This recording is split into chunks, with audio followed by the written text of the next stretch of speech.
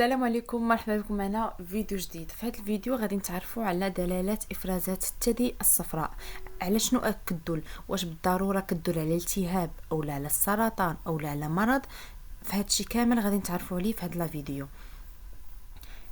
يمكن تعتبر او لا تعتبر افرازات الحلمه مقلقه بالنسبه للنساء الغير مرضعات، ولكن على الرغم من ان افرازات الثدي الصفراء تكون خطيره في بعض الاحيان عند بعض النساء، الا انها كتقدر كذلك تكون طبيعيه في الغالب وكتنظر بحاله طبيه بسيطه. في هذا الفيديو غادي نبداو دابا بابرز اسباب خروج افرازات الثدي الصفراء فيما ياتي. عندنا اول سبب الحمل والولاده.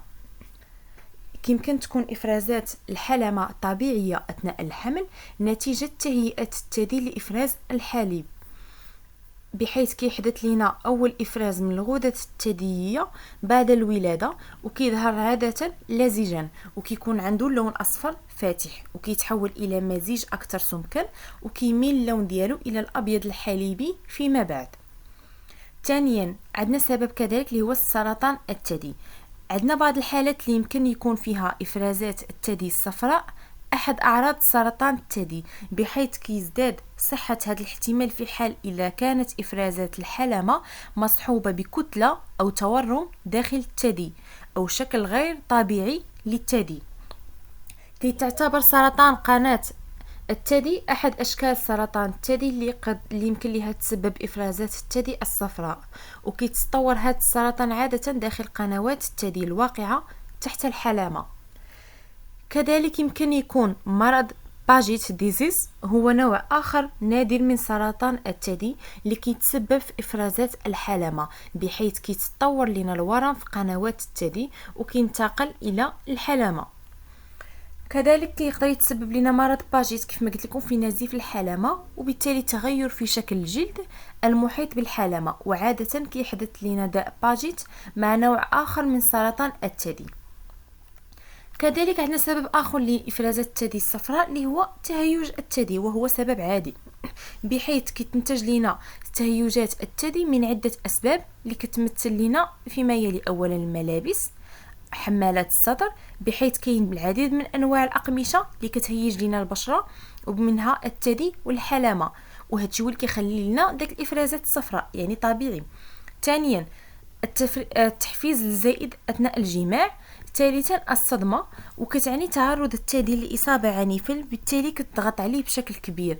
هذه كامله اسباب اللي كتهيج لنا الثدي، وعادة ما كيتبعها التهيج إفرازات الثدي الصفراء، أو لا كذلك يمكن يكون نتيجة إفرازات الثدي حتى الشفافة.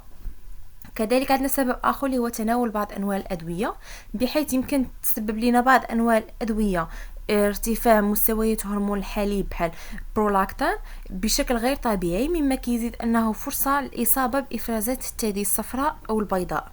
من أبرز الأدوية اللي كتزيد لنا او اللي كتؤدي لنا الى زياده هرمون الحليب واللي كيقدر يتبعوا افرازات الثدي الصفراء ما ياتي: موانع الحمل الفمويه، ادويه الهرمونيه البديله، بعض ادويه علاج الغثيان، بعض ادويه علاج الاكتئاب والاضطرابات النفسيه، وكذلك المنشطات. كما يمكن للمخدرات انها ترفع من مستوى هرمون الحليب مثل الكوكايين. عندنا سبب اخر دابا نتعرفوا على توسع قناه الثدي. كيتسبب لنا توسع قناه الثدي في تضخم قنوات الحليب الموجوده تحت الحلمه والتهاب جدار تلك القنوات، بحيث كيحدث هذا الشيء عاده عند النساء بعد سن انقطاع الطمث في كلا الثديين، وكيؤدي الى ظهور افرازات الثدي الصفراء او الخضراء او البنيه.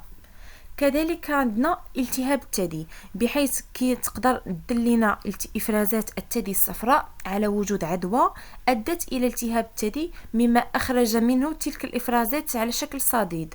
وكتكثر لنا حالات الالتهاب الثدي عند النساء المرضعات، وغالبا كيترافق مع الافرازات الم الثدي واحمرار ديالو. وقتاش يستدعي الامر الذهاب الى الطبيب؟